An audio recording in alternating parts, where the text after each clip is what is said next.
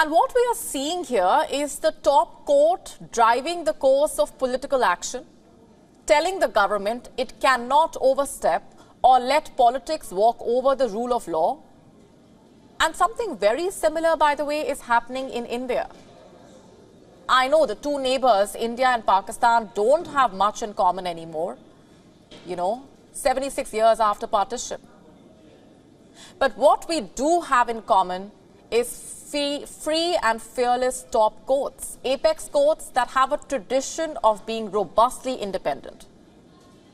We just told you what happened in Pakistan in the last 24 hours. First, the top court said that the arrest of former Prime Minister Imran Khan was illegal, and now the court has ruled that Khan must be released from custody and be allowed to walk free. Imran Khan has been granted bail, and he cannot be arrested on the same corruption charges for the next 2 weeks. Those in positions of power may say that this is the court overstepping its limits. But is it really? Or is this Pakistan's top court doing its part to ensure that checks and balances are in place, to ensure that the pillars that a democracy is built on, like separation of power or checks and balances, are respected, irrespective of the state of democracy in that country? In this case, Pakistan, a country with a checkered history of repeated assault on democracy and repeated coups. And on this side of the border, India's top court also has underlined checks and balances. Here's what's happened in the last 24 hours or so. The Supreme Court of India has settled the question of how much power the government of Delhi really has. Also, where the line is drawn vis-a-vis the central government. Now, this has been a long-drawn power tussle.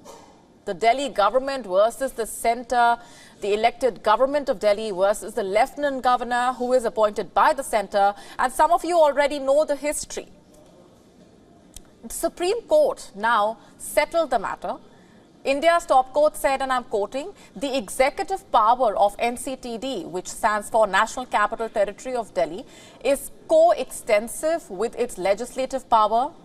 That is, it shall extend to all matters with respect to which it has the power to legislate. The lieutenant governor shall be bound by the decisions of the GNCTD, as in the Government of National Capital Territory of Delhi, on services, unquote. Just a quick background first.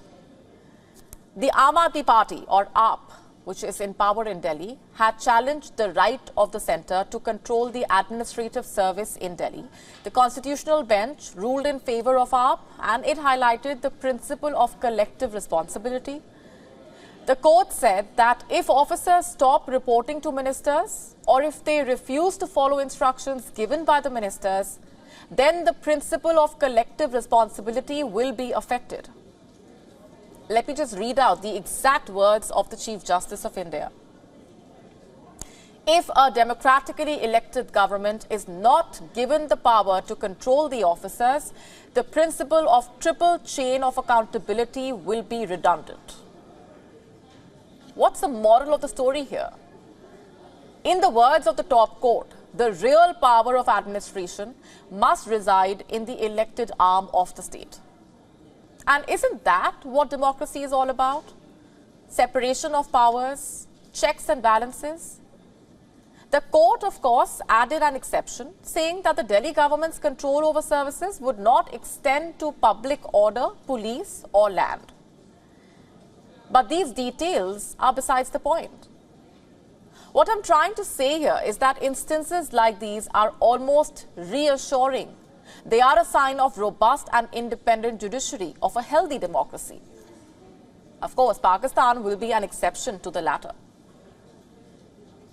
WION now available in your country. Download the app now. Get all the updates on the move.